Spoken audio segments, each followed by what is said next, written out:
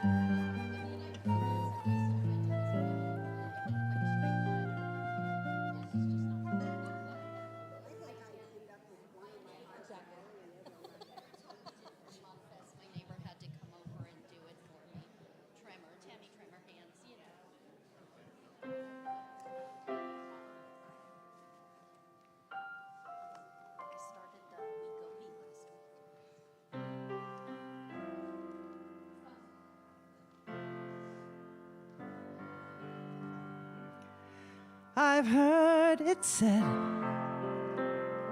that people come into our lives for a reason, bringing something we must learn, and we are led to those who help us most to grow if we let them, and we help them in return. Well, I don't know if I believe it's true, but I know I'm who I am today because I knew you. Like a comet pulled from orbit as it passes the sun, like a stream that meets a boulder halfway through the wood. Who can say if I've been changed for the better? But because I knew you,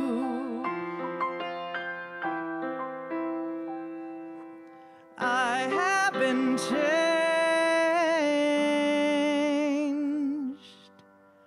for good.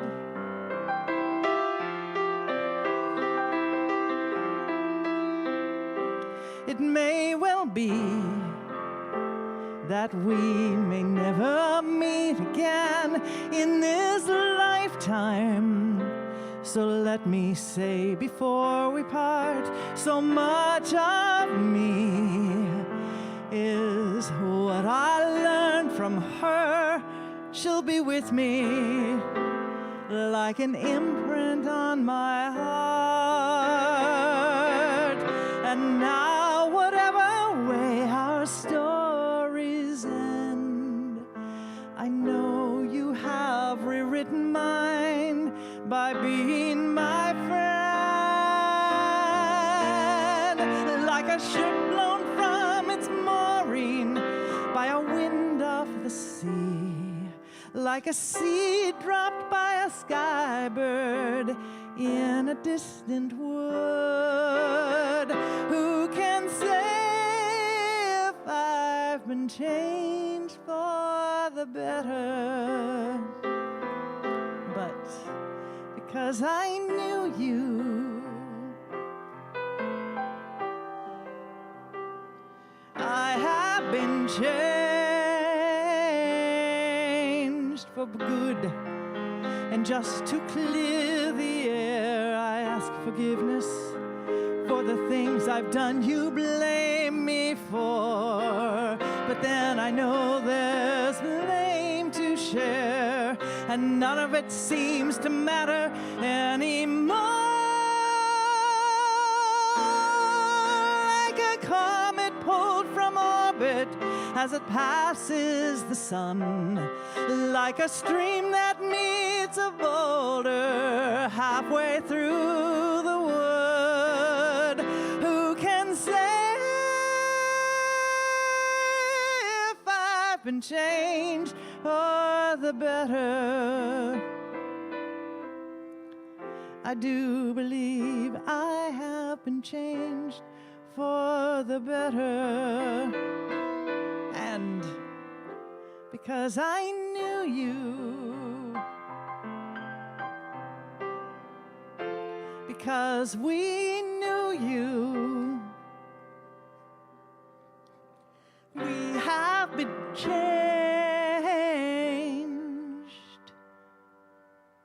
for good.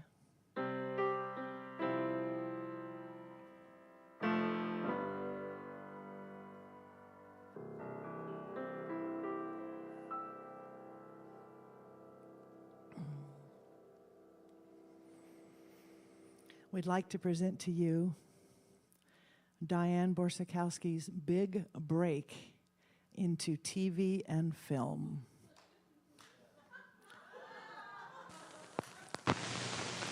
Who wears short shorts?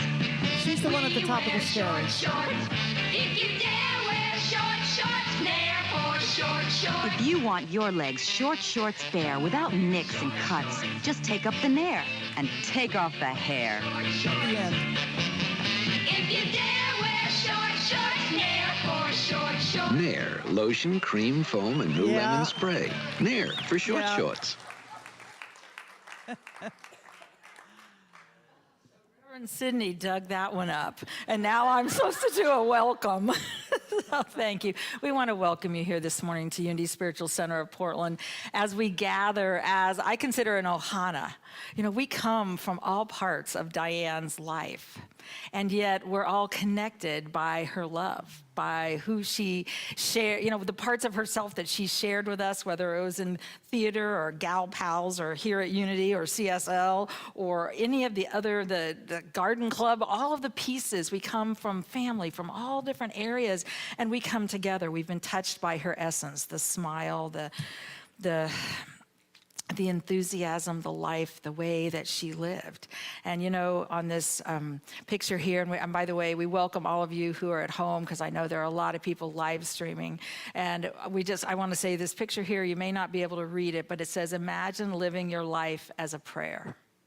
Imagine living your life as a prayer. And that was one of the ways that she truly lived her life. In Hawaiian, the word for grief is kaumaha. And it means holding a heavy weight that is expected to be lifted. It's a word that has a temporary connotation. And as we grieve, as we love, it's lifted.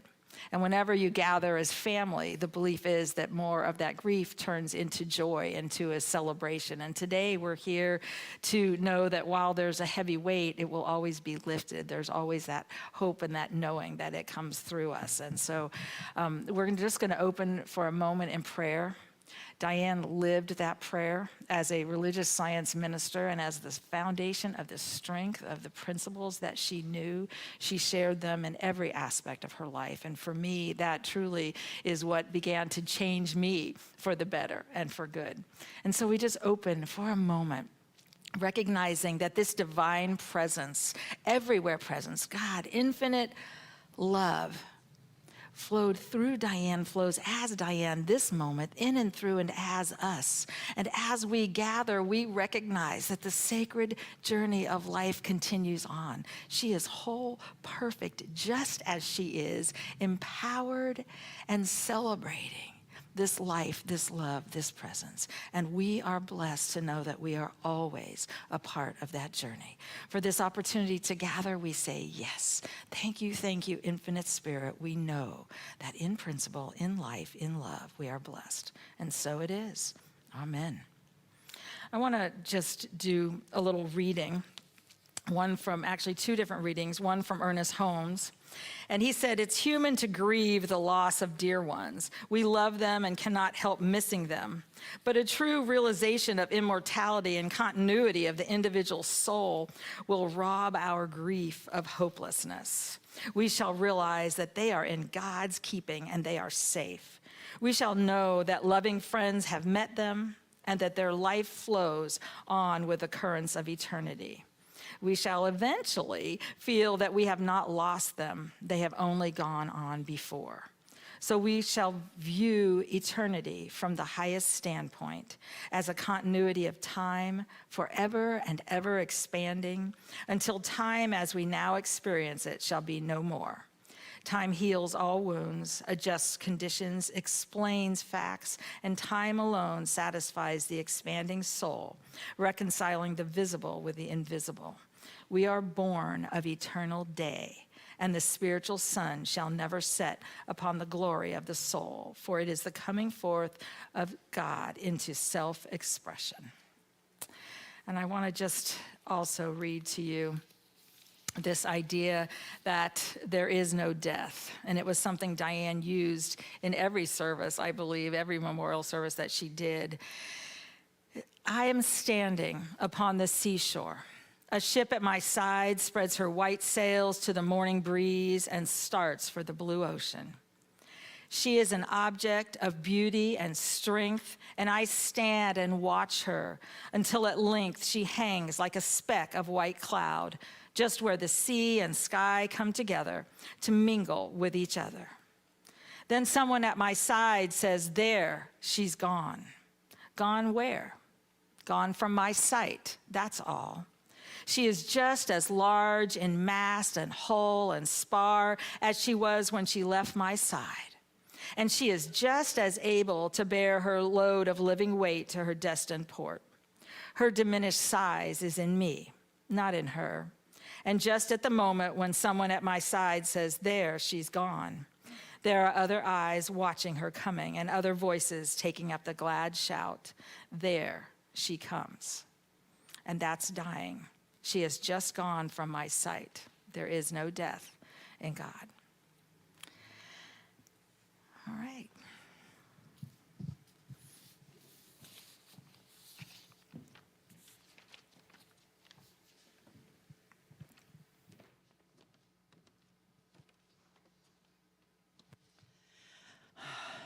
I am Reverend Dr. Sydney Steen, and I'm so honored to be here today.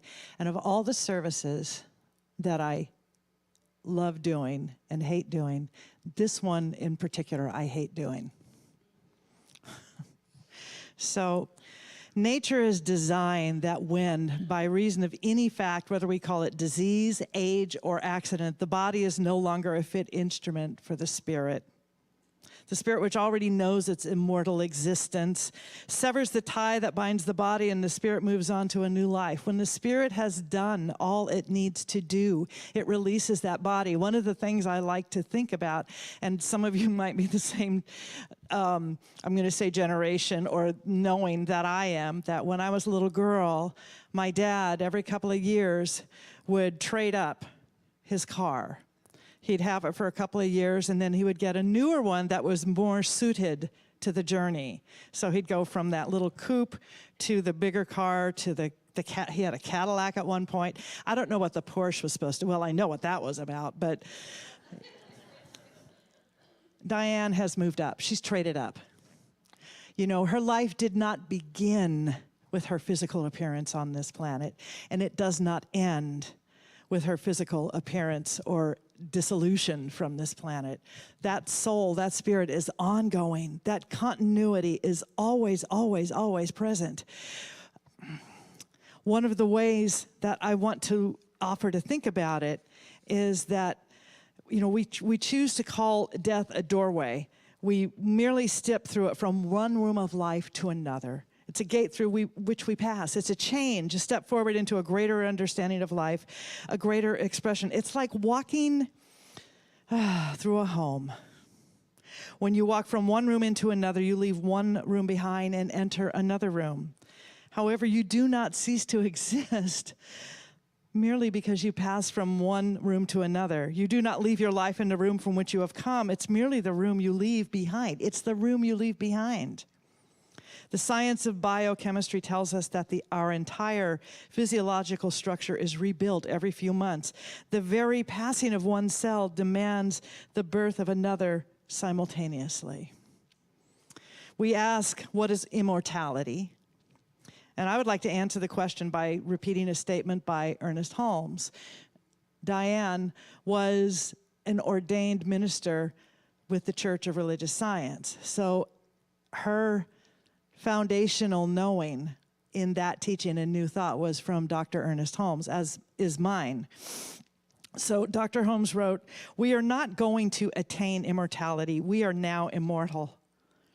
We were met by loving hands at birth into this physical life. There will be loving hands to greet us and loving friends to care for us when we enter into the larger life. Our creative life dwells for a time in the physical body, often referred to as the temple of the living spirit. And as we move on to the eternal quest, we find, as the poet said, each temple nobler than the last." You know, this is the very meaning of the Easter story, that whole metaphor, the continuity of life. Jesus showed himself to his disciples following the story of the resurrection to prove to them that the spirit is immortal. This is the strength, the fundamental philosophy, that life is a continuum, that is, it continues, it goes on and on and on, and simply we change form. And what we know through physics is that energy is never added to, nor is it lost. It simply changes form. So as I was working with this, and I want to make sure that my papers don't get all confused with Reverend Lisa's, I started thinking about Dianne. And we met, I knew her name. And so we met one day, it was a Sunday here, and she was in the lobby out there, and I saw she was wearing a name tag. And I went, "Oh my God, I know who you are. You're a superstar." And she always referred to that as the day I outed her. Because she thought she was just going to be, she had retired from ministry, and she had gone on her own spiritual quest after losing the love of her life. And then after that, she lost her mother. She spent weeks and weeks in Bali in meditation, and finally came to some decisions and some guidance about, you know, she discerned that the next part of her life would not be about ministry. So she walked through, and I nailed her. So,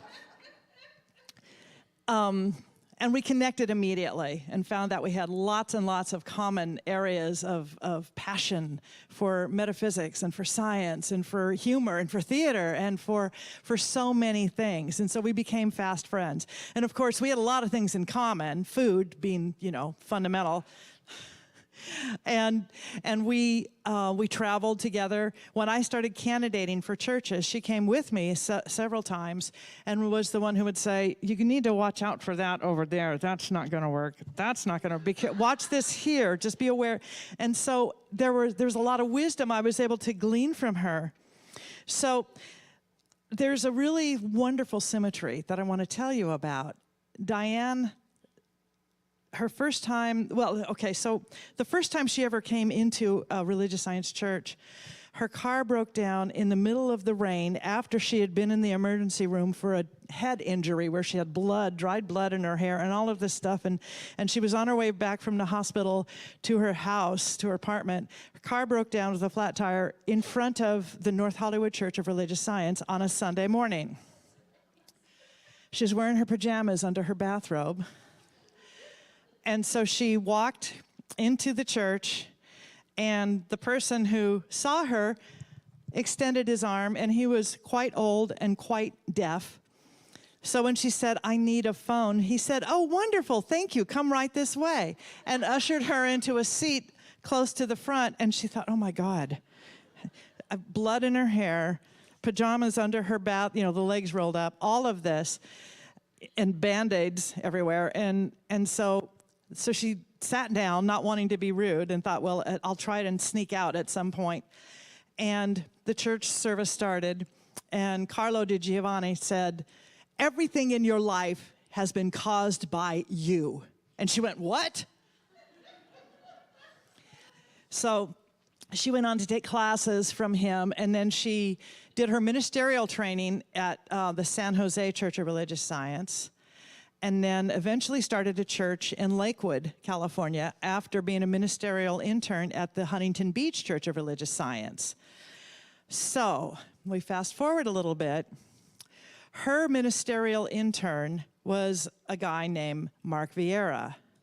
Mark Vieira then went to San Jose Church for a year, and then was offered the position of senior minister at the North Hollywood Church of Religious Science. When he was ordained, the two people who performed his ordination were Michael Beckwith and Dianne Borcyckowski. When I was ordained after becoming an independent religious science minister, my ordination was done here with Reverend Lisa and Dianne Borcyckowski. A few weeks ago, I was ordained and installed as senior minister of the North Hollywood Church of Religious Science. I was ordained by Dr. Mark Vieira. You see the chain, and had been my home church. So you see there's this thing here, and I had expected Dianne to be part of that, and it was not to be. But the symmetry is not lost on me. It's really powerful. So here's the thing. I need to speak directly to Dianne right now because I am pissed. I want to have a come to Jesus talk with her. Because, well, here it is. Dianne, how dare you leave now? I was really counting on you to guide me through the experience of being senior minister at the church you first stumbled into. And I was counting on your humor and your wisdom. I was counting on your guidance, and you're talking me off the leadership ledge whenever I felt like things might be going sideways. Dianne, damn it, what were you thinking leaving now? I just feel like everybody does have their own path. They have their own journey that they have to take, but they need to consult with me first because it does not work for me. And so, Dianne, I know you missed Lee, and I know you missed your parents, but the world wasn't done with you yet. At least my world wasn't. I'm thinking probably a number of us here, right? Her absolute, and I do mean absolute knowing of truth and principle it helped girded me up and always brought me into a state of deep knowing and power. Her absolute knowing of how to make limoncello was fantastic. It's an Italian lemon alcohol, by the way. And her absolute knowing of how every Thanksgiving I was going to tell her to save the turkey neck because I want to eat it. She would just be grossed out by that. I'd go, no, it's really good. There's no fat. It's really, so that was pretty hilarious. It's just her whole knowing. It was just her whole knowing that was so powerful for me, and still is. I'm still going to be talking to her. I still will be talking to her because I need that. I like to read this passage from William Wordsworth. And when the stream which overflowed the soul was passed away, a consciousness remained that it had left, deposited upon the silent shore of memory and precious thoughts that shall not die and cannot be destroyed. That was Dianne. That is Dianne. I'm going to miss her, and I know we all will. I am so aware that her life is ongoing and eternal. And darn it, I don't want to say goodbye. I don't know that I will. So there, Dianne, deal with that in your absolute world. No, I know that we'll have a chance to do some sharing, but I just need you to know that ministers don't go through their process at warp speed, nor do we go through it cleanly. We take all of you with us, so thank you.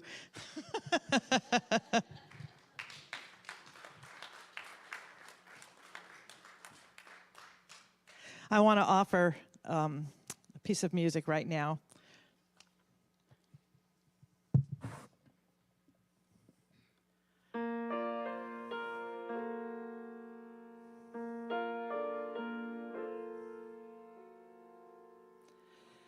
I'll be seeing you in all the old familiar places that this heart of mine embraces all day through.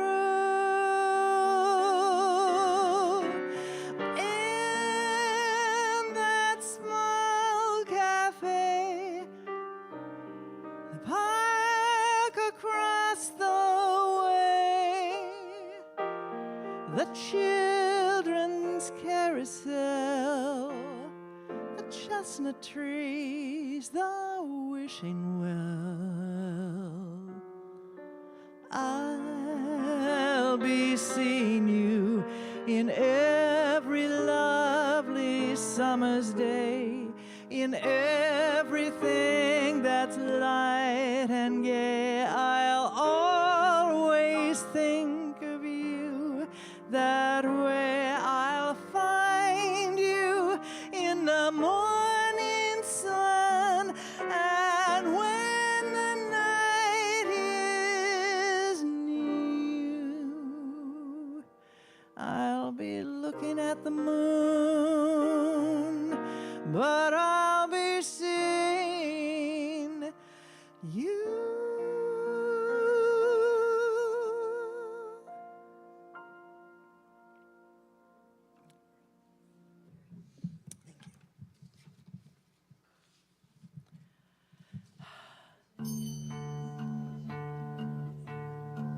Daughter-in-law put together.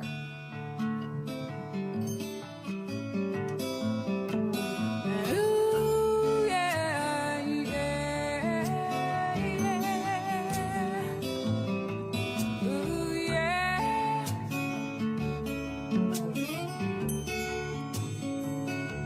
You make me laugh,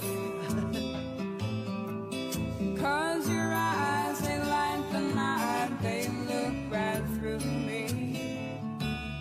La la la la. You bashful boy, you're hiding something sweet. Please give it to me, yeah, to me. Oh, talk to me some more. You don't have to go. You're the poetry man. You make things alright, yeah. And ooh, yeah, yeah, yeah. Ooh, yeah.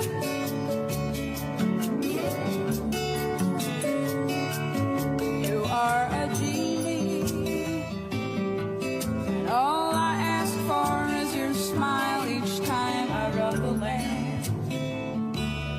La la la la. When I am with you, I have a giggling teenage crush, and now a sultry ram, yeah. Now, here I am speaking to you today as what I like to think of as a representative of spirit, as a voice for spirit. I'm a 30-plus years ordained minister in a New Thought movement called religious science. I'm a New Thought speaker and teacher and counselor who was asked to show up here today and assist us all, and assist myself in seeing all of this Earth School curriculum as God sees it. To see all of this through spiritual eyes. God sees us as itself. Now that's the most important thing I'm going to say all day today. God sees us as itself. And God is whole. It is all. It is energy. It is intelligence. It is beauty. It is abundance. And it is love. Out of itself, we are. Each of us is a unique and individualized expression of God. We are here out of it to express ourselves. We're here to play. We're here to be joy, creativity, prosperity, and love. That's our purpose. That's God's means of expression through us. God uses us for these things. Now, as Rumi said, you are not a drop in the ocean. You are the entire ocean in a drop.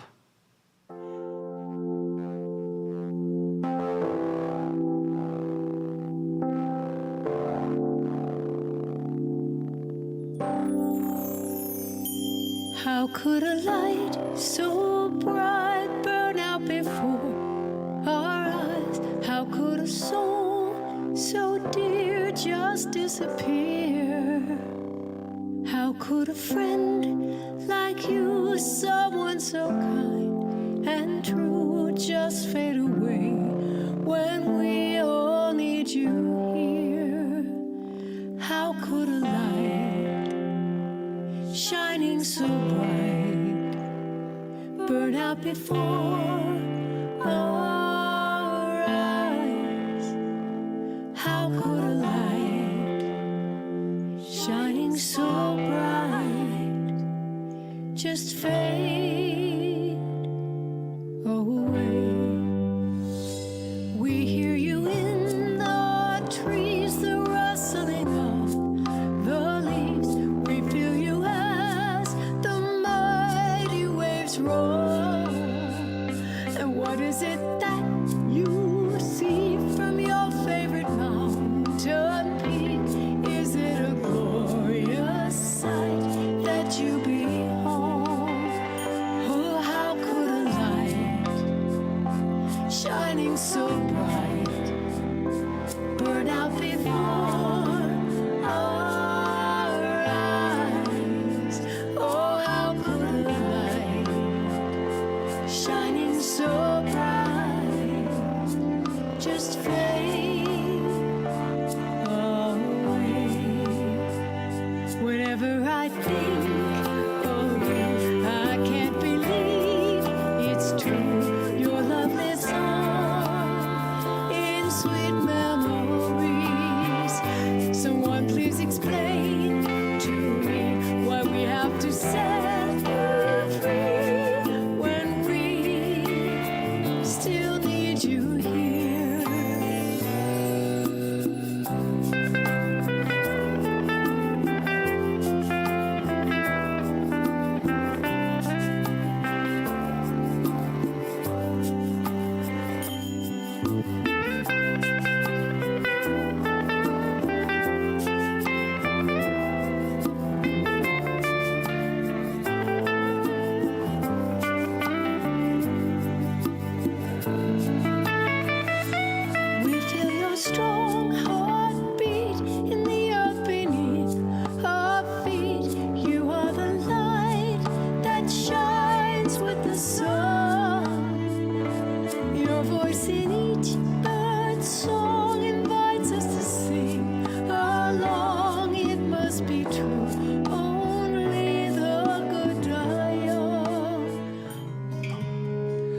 suitcase of memories, time after. Sometimes you picture me, I'm walking too far ahead.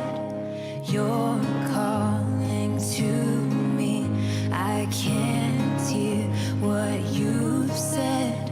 Then you say, go slow, I fall behind.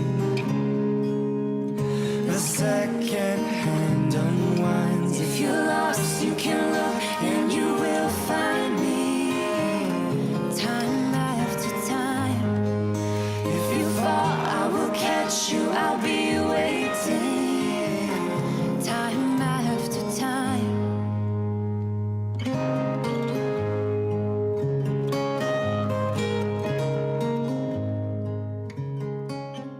Moment. Imagine living your life as a prayer. A prayer, in my New Thought tradition of science of mind, is not an asking. It's not begging or beseeching God. It's not a bargaining tool. It is a knowing that I already am that I am tool. I am that I am. Imagine living your life as a prayer.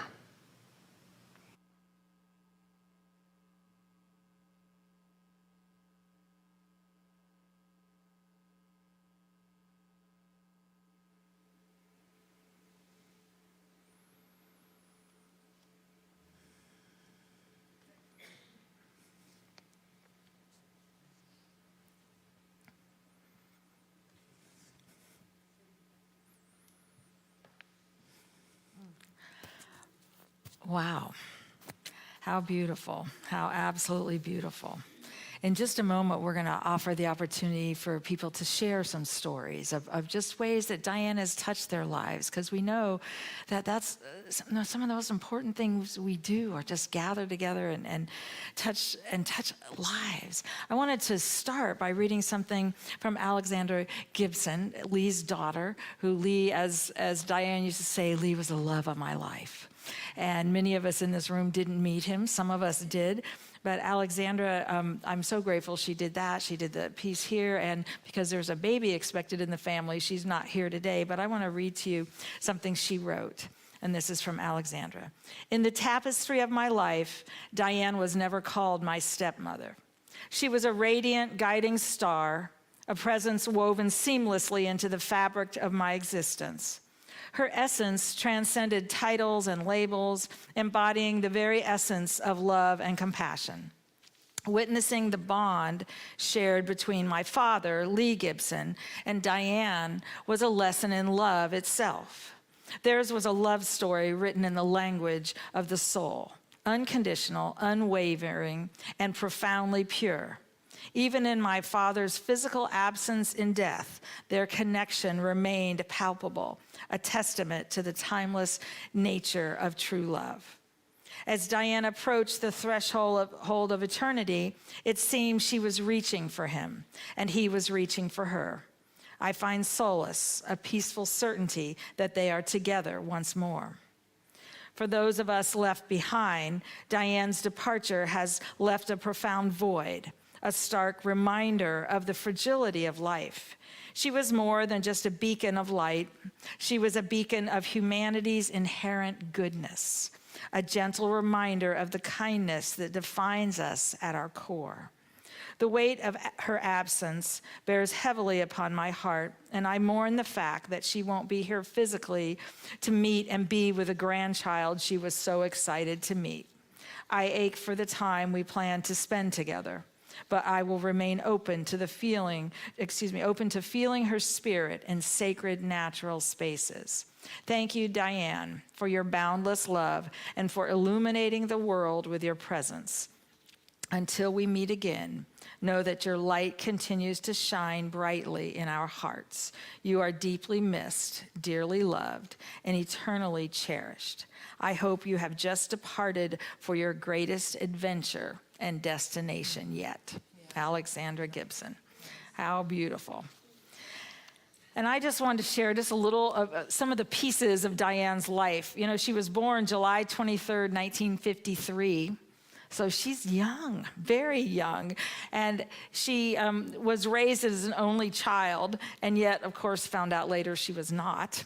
And you'll hear some of that from her niece, Sonia. And I think one of the happiest days I ever witnessed in Dianne's life was when she met her niece, Sonia, and said, she lives close. I have family. And it was just a man. I said, what do you mean you have family? Where did you find family? How do you find family? And she told me at least 3 times the whole story for at least an hour each time. And she'd say, do you remember? Do you want to hear it again? And she was just so happy. And I love that. You know, she grew up loving the theater. And when I shared with her that someday I hope to go to the Oregon Shakespeare Festival someday, we went 3 days later, I believe it was. And she told me of her summers living there and the things that she did there and her high school time at Corvallis High School and some of the things. And in a write-up that Sonia sent me from one of Dianne's photo albums, it was her bio. She was a speaker at the Religious Science Big Sky Retreat in 1997.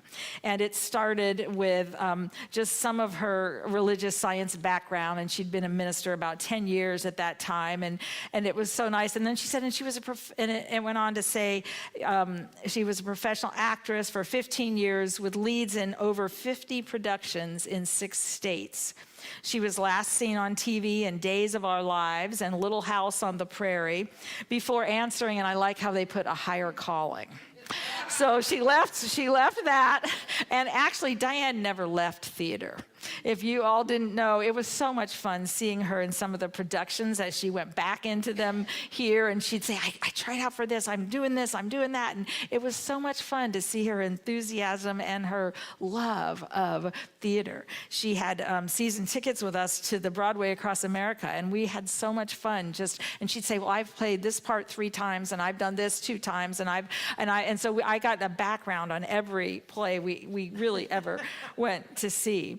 And you know, when she showed up here at Unity of Portland, and I didn't know who she was, Sydney did, but she just sat quietly in the audience. And finally, when I heard she was a religious science minister, I said, what are you doing here? And I said, we are so happy to have you here. And she goes, I thought I'd just sit, and I'm contemplating the love. She said, I've got the law, I want the love, and I want them both. And it was a wonderful opportunity because we just started spending time together, and very soon she was up on the platform, just like she was there, sharing the eternal message that she became, and she became that message. And, you know, she also loved quilting and hot tubs. When she got her new house, it did not matter what happened, but the hot tub had to be in first. That was she loved one of the requirements, and decorating her house. She didn't want me to come in the front door until certain things had been done, and I could come in the back, but for some reason I couldn't come in the front because I wouldn't get the effect. You know, and she loved fancy food and fun restaurants, and she loved just hosting dinner parties, as many of you knew. And a couple times what she did, since I wasn't at those parties, she made the whole meal first so I could taste it and she could try it, and then she'd do it all over again. I don't think ever in my life I did a meal that was as elaborate and as delicious as she did on a regular basis. And, you know, I just getting to watch her and to continue on that spiritual path. We bonded a lot because I had a sudden loss of my husband for many years, and so had she. And she began telling me how when she came to Oregon, she expected it to be married as a couple. And she said, what I really got to do here was recreate a life. And you know, I think we're all a part of that recreation of that life. She didn't just say, well, life is over as I knew it. Instead, she said, I wonder what life could be.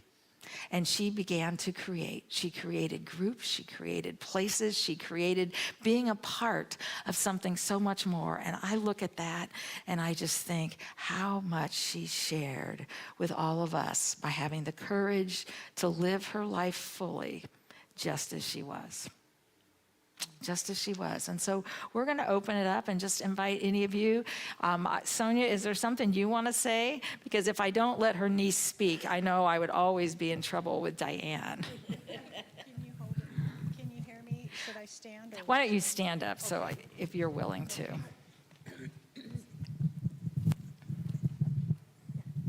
Okay. I'm just shaking. I'm just shaking so bad.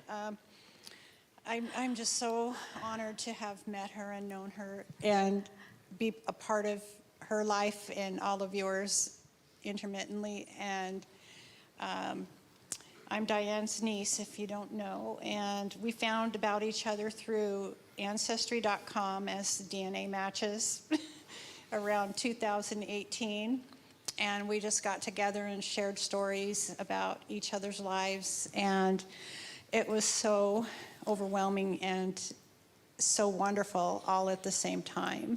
And just the connection there was so I can't even get words for it. It just was so wonderful. And I did write a few thoughts down. We just put the puzzle pieces together and connected our lives together instantly and shared everything. And there was this connection of the heart with an unconditional love that is unexplainable given the way that we met so late in life. We were given a special gift from our Creator to embark on a journey together and discover what it means to have close family. And she really went all out naturally, being who she is, and called me her sweet niece all the time. And we literally made up for all the lost years. I mean, my schedule and her schedule was so incredibly busy. And I'm going to go on over here.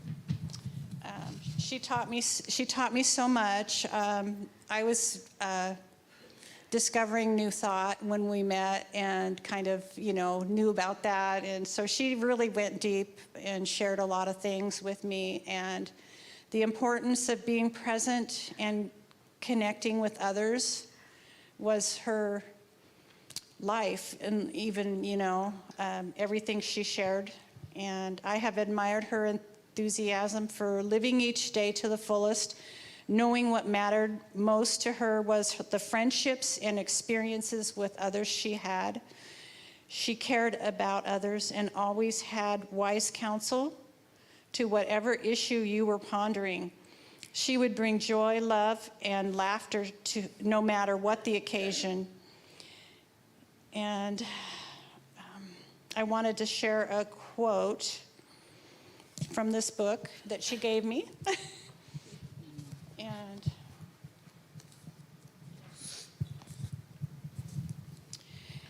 as we look deeply within, we understand our perfect balance. There is no fear in the cycle of birth, life, and death, for when you stand in the present moment, you are timeless. And that is exactly how she was. Thank you. Anybody else? A funny story or something you want to share? I'll share something. So I met Dianne when I signed up for a practitioner program. And I show up on the first night, and she's sitting in between Reverend Sydney and Reverend Lisa, and I am like, who is this person? Because she's just so bright, right? And I got so tired of hearing, quit begging. You're not begging. And so she was an incredible teacher, and began her journey in my life of just this spiritual guide, and I'm not sure any other teacher in my life has had such a major impact, and we grew into be really great friends. We all ended up going camping together after prac class was done, and we had a great time. And then when Dianne was ready to take her RV out on the maiden voyage, she called me, and we made a plan, and I brought my daughter, who was about 7 or 8 at the time. And my child, for those of you that don't know, is very, very strong-willed and takes up a lot of energy, right? And she just fell in love with Dianne. And I loved watching her just follow Dianne like a little duckling all over. Dianne was like, I need to go. She had to go to the clubhouse to ask a question, and here's my little girl just walking behind her and all over, and it was incredible. So, yeah, thank you.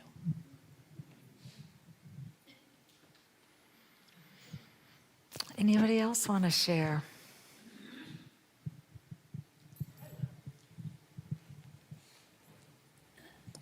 My name's Lisa. I'm having a little snack. I skipped breakfast. I didn't know Dianne that well. Only the last couple of years did she come into my life. But the first time I met her, I was just I just was drawn to her. Number one, she was an actress. I'm an actress. She was from Corvallis High. I was born in Corvallis. And so I was like, oh, wow, we could, be a team. I could write you a play. So I wrote a play a couple of years ago during COVID, and it was really funny. And I told her, I said, I'll write you a melodrama, and we'll put it on right here. And she just laughed. But she had a great sense of humor, and I really, anytime she spoke, I made sure that I was here. So thank you. Thank you, Reverend Dianne. I'll tell one. The camping trip. I am not a camper. Holiday Inn, that's camping. Actually, I'm a camper now, because since that camping trip, we've done some amazing camping, yes. So we were all together about an hour east of here, and it was Amanda, it was Valerie, it was Dianne, it was me. And Lynn, that's right, you were there too. And so we all had way too much food. We had brought wine, we'd brought everything that we needed to have a wonderful time. We had these rafts that we inflated so that we could, just paddle around. I mean, we had this fabulous time, and I will never forget that we were sitting around the fire, and I don't remember what brought this up, but either I wanted to... Go ahead. You were getting ready to go to bed, I think. Okay. Oh, that's what it was. I think it was the end of the night. Yeah. I had a little bit of rye left in my glass, just a tiny, tiny bit. Only I thought apparently, because I thought I'd finished it, but I thought I'd go ahead and just empty out the glass. And I went like that to the fire. It was... She tried to burn our eyebrows off. Yeah, you all still have them, but barely, yeah. And Dianne was speechless. She was speechless. Just, what are you trying to do? Say goodnight? She just kept shaking her head. I don't know. One of us needs a new battery. Isn't that true of life after all? She needed a bigger RV, that she could never go with that many people in that small of a space again, that she needed her own space. But it didn't fit in her driveway, so she didn't get it. But we researched larger RVs for about 3 weeks.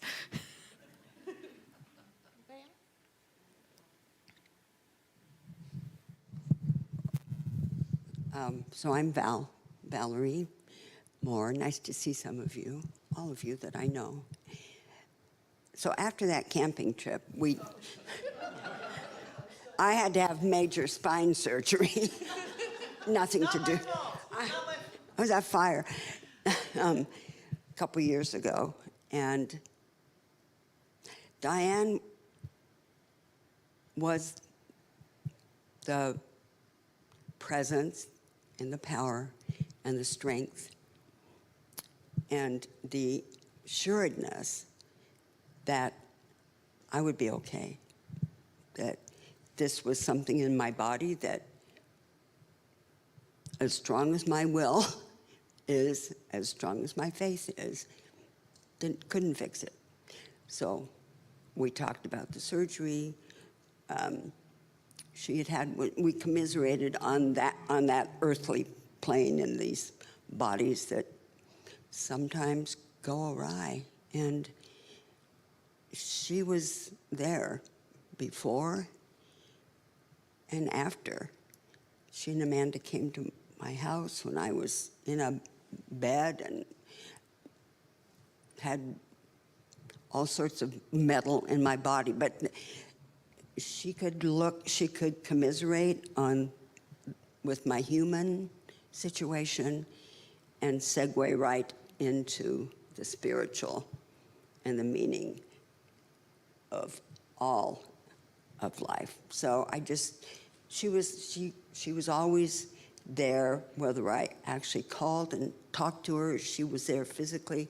I knew I could talk to her, my soul to her soul, and that will continue on. I know she's listening.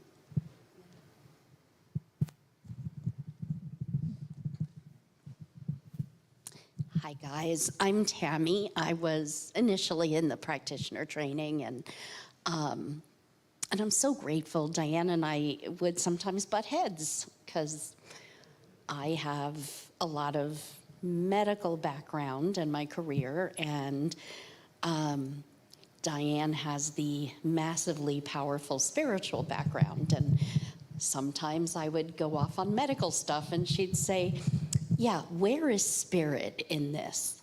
You know, she was absolutely my spiritual North Star. And what a great person to butt heads with. Because we all need that. We all need someone to, you know, bounce and balance, really. And just such a dear friend and such a zest for life, and deeply understood my connection with and my love for my sweet little dog. And he had 2 serious illnesses, and I've always said I never would have gotten through that without Dianne keeping my head on straight and helping me to remember spirit was in the middle of all of it. And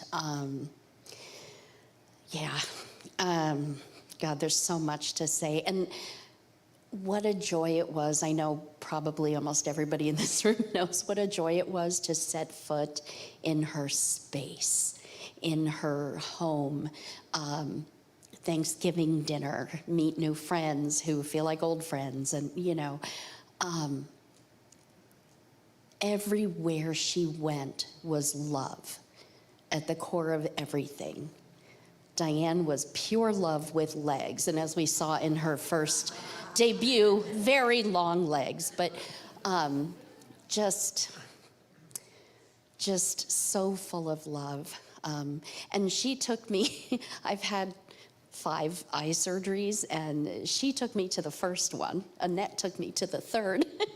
And it was super funny because I was like, let's go out to breakfast. She's like, aren't you? I was like, no, let's go.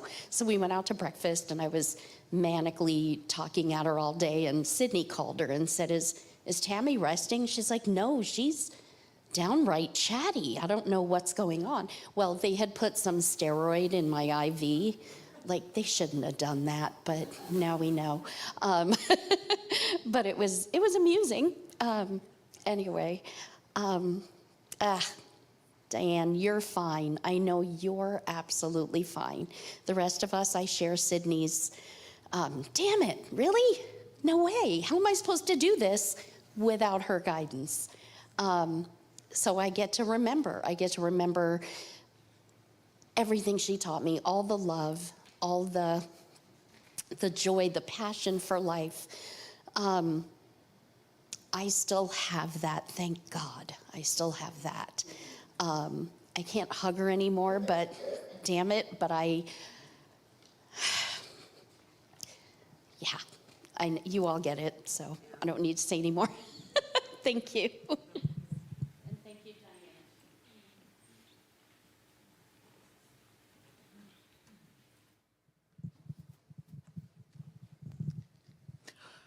Whoa. Hi, my name is Linda, and I met Diane at my 60th birthday celebration. I rented a house in Lincoln City, and this stranger showed up. And I think, Rosie, you invited her. And we sat at the kitchen table and we talked and we talked and we talked, and my sister met her and my 2 daughters met her, and then she left. And I don't know what happened, but a couple of weeks later, I got invited to a thing in Warren at Diane's house. And from there, the friendship just blossomed. And she willingly came to some of our Gal Pal stuff, and she became a center of our group. And all of the dinner parties that she had, and for several of us, she started a guinea pig group, and that was, well, what it turned into was Cards and Crap, and that's the official name now. And the purpose of it was to have a few of her friends get together, and we played hearts. And while we were there, she would make something new, cook something new, and we were her guinea pigs to try it out. And nothing was bad. I had the best corn chowder I have ever had in my entire life. And she spoke with us and shared her wisdom with us. And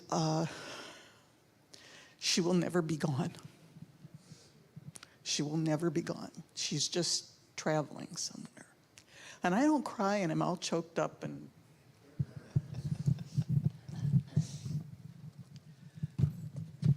Hi, I'm Joan, and I was part of that Gal Pals and the card group. And I just want to say, for all the love in the world, she could be really mean when she lost at cards. Cut us off, you know, you're never going to be my friends again, you're out of here. But you knew. She had the most wonderful sense of humor, absolutely delightful. And here's a secret, if nobody ever knows this, she was addicted to Cheetos.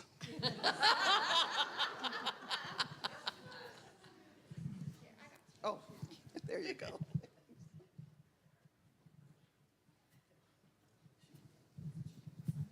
Thank you. Good morning, good afternoon, everyone. My name is Daria, and I met Diane in September 2019. We both auditioned for the Octet Bridge Club at New Century Players. She was my older sister. I was her younger sister. She and I and maybe one other cast member were women of a certain age in the cast. Everybody else was in their 20s and 30s, and they could memorize the lines in a nanosecond. And Diane and I kind of looked at each other and was like, God, I hate them. And we'd say, remember when we could remember when we knew every line in every play? We knew everybody else's lines. Not anymore.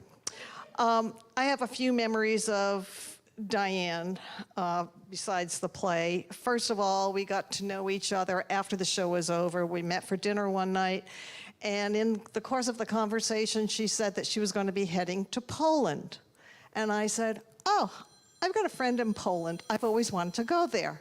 And she said, well, why don't you come with me? I said, oh, okay, give me the details. Well, it turned out that we planned the entire trip. This was in 2020. And then March 13th happened and everything was shut down, so we never made it to Poland. I discovered that Dianne liked to walk. I've been a race walker for about 20 years, and I said, well, why don't you come over to my place? We'll go for a walk. We have two different perspectives on walking. As I said, I'm a race walker, and I live in a very hilly neighborhood. So she came over to my house, and she said, where are we going? I said, well, we're going to cross the street, go up that trail, and we'll wind through the mountain and stuff like that. She was a good sport. And when she got back to the house, I said, love it? And she said, not so much. She invited me down to her home in Canby, and there's a lovely little park across the street from her home, and we did that a few times. The other thing I discovered about Dianne is she liked to go to festivals. And we went to the Iris Festival about maybe last year or 2 years ago. And then she invited me to the Garlic Festival. And I said, and I want to go there because? And she said, because they've got garlic ice cream. And I said, okay. She said, and they supposedly make this dynamic shrimp dish with a lot of garlic. I said, it's called scampi. And we went to the Garlic Festival, and we got there on a Sunday. Let me tell everybody, if you ever go to the Garlic Festival, don't go on Sunday because they're out of everything. I went last year. We had it on the schedule. We were going to go. She had something interrupt her schedule. She couldn't make it. I went by myself, and I can say I had garlic ice cream. I was really expecting something extraordinary. I hope nobody here is from the Garlic Festival. It was basically vanilla ice cream with chunks of garlic in it. So they're done that. Let's see, the other memorable thing about Dianne, her house. I knew she lived in Mount Tabor. She was in Mount Tabor when she was in the play, and then she bought the home in Canby, and she had me down a few times. And I remember when she led me on the tour. I have never seen so much stuff. I said, you don't just have a dining room. You've got one there. She said, oh, we can eat there or there. I said, and you've got a chandelier there. She said, yeah, I really liked that one, so I bought it, and then I bought this one over here. I just kept looking at her and saying, you've got so much stuff. And it's all beautiful. It's all beautiful. Anyway, she was a dear friend to me, as I know she was to everyone else in this room. That's why we're here, to honor her. I will miss her. I will miss walking with her on hills.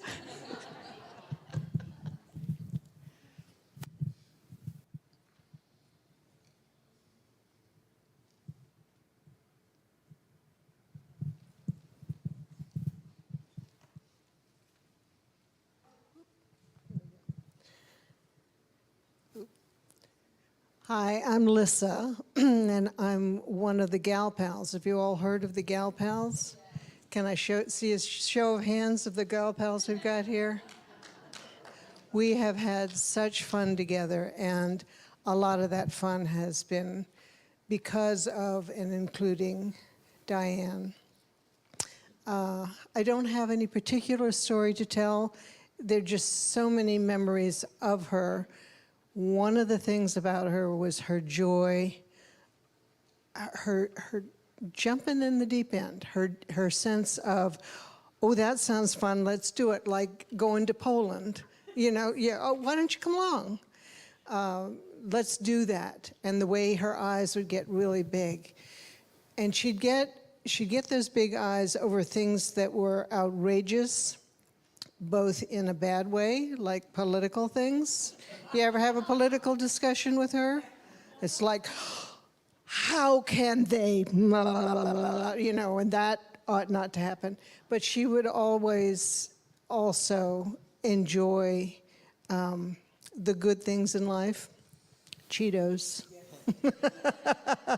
corn chowder, caviar, champagne, whatever. I just, when I think of her, I think of those big eyes like, oh, there's one of these pictures, I think that you may have noticed that she's sitting in front of a Bloody Mary that has I took that picture. It has on the cocktail sticks sticking out of the Bloody Mary, there's a hamburger and a sausage and a pickle and a couple of strips of bacon, and she's just got that don't you wish you were me kind of expression.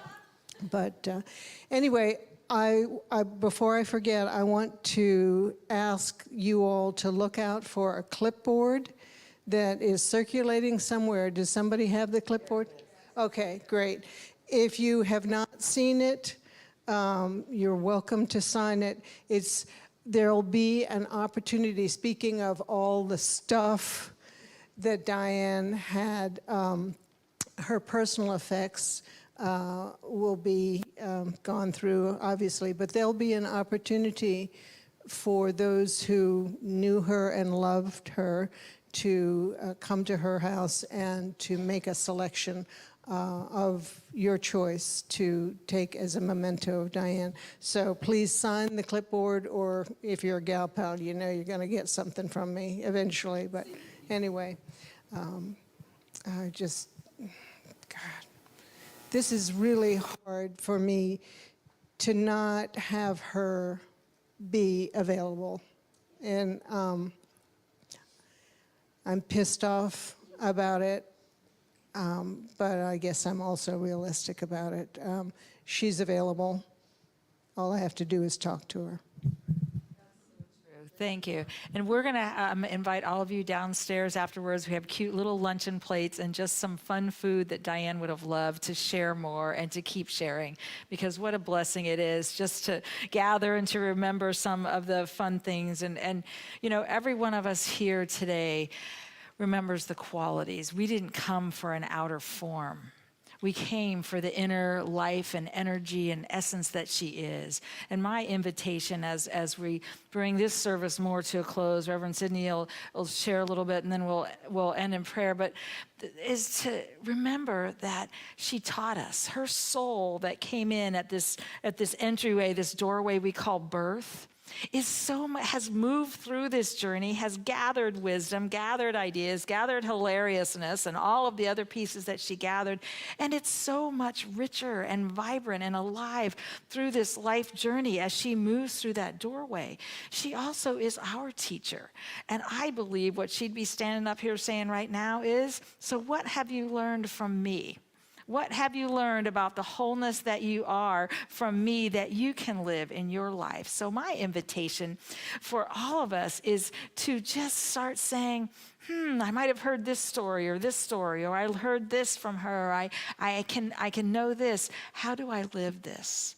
How do I continue that celebration of life that she lived in a way that it both honors who she has been, who she is, and the journey forward? Because I believe we're a part of that future here on this planet. And so the ability to just open our hearts to Dianne is just such a blessing for that.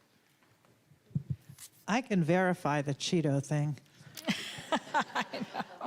When I told her I had found baked Cheetos at Trader Joe's, life was never the same. And I helped her move. I packed 200 salt and pepper shakers because she collected anyway. This is written by a man named Aaron Freeman. You want a physicist to speak at your funeral. You want the physicist to talk to your grieving family about the conservation of energy so they will understand that your energy has not died. You want the physicist to remind your sobbing mother about the first law of thermodynamics, that no energy gets created in the universe and none is destroyed. You want your family to know that all your energy, every vibration, every BTU of heat, every wave of every particle that was their beloved family member remains with them in this world. You want the physicist to tell your weeping father that amid the energies of the cosmos, you gave as good as you got. And at one point, you'd hope that the physicist would step down from the pulpit and walk to your broken-hearted spouse there in the pew and tell him or her that all the photons that ever bounced off your face, all the particles whose paths were interrupted by your smile, by the touch of your hair, hundreds of trillions of particles have raced off like children, their ways forever changed by you. As your widow rocks in the arms of a loving family, may the physicist let her know that all the photons that bounce from you were gathered in the particle detectors that are her eyes, that those photons created within her constellations of electromagnetically charged neurons whose energy will go on forever. And the physicist will remind the congregation of how much all our energy is given off as heat. There may be a few fanning themselves with their programs, Tammy, as he says it. And the physicist will tell them that the warmth that flowed through you in life is still here, still part of all that we are, even as we who mourn continue the heat of our own lives. And you'll want the physicist to explain to those who loved you that they need not have faith. Indeed, they should not have faith. Let them know that they can measure.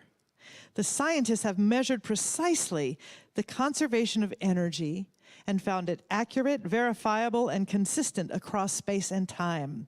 You can hope your family will examine the evidence and satisfy themselves that the science is sound, that they'll be comforted to know your energy's still around. According to the law of the conservation of energy, not a bit of you is gone. You're just less orderly. So if you take nothing else away from this celebration of Dianne's life, I want you to consider this, that not a bit of you is gone, you're just less orderly, and not a bit of Dianne is gone, and boy, would this not make her happy. She's just less orderly. You know, it's popular these days to ask, what would Jesus do? What would Buddha do? I want to suggest that we might do well over the next several days and weeks to ask the question, what would Dianne do? Because she would have fun. She would eat the Cheetos. She would dance. She would celebrate. She'd have that, oh my God, gargantuan Bloody Mary, and she would have fun. So I just want to invite you just for a moment to consider that we are here in this celebration and that we are that living prayer. Every aspect of our life is that prayer. How wonderful to know that. And so in closing, in honor of Dianne's life here and on stage, I want to invite you to rise, and we are going to send her off with a standing ovation. We love you, Dianne.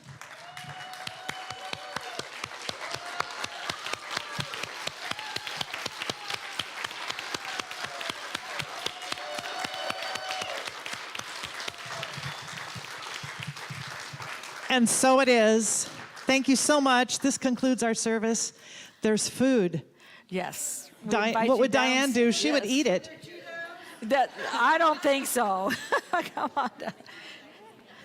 Oh, no, thank you. Yeah, no, that's all you can do.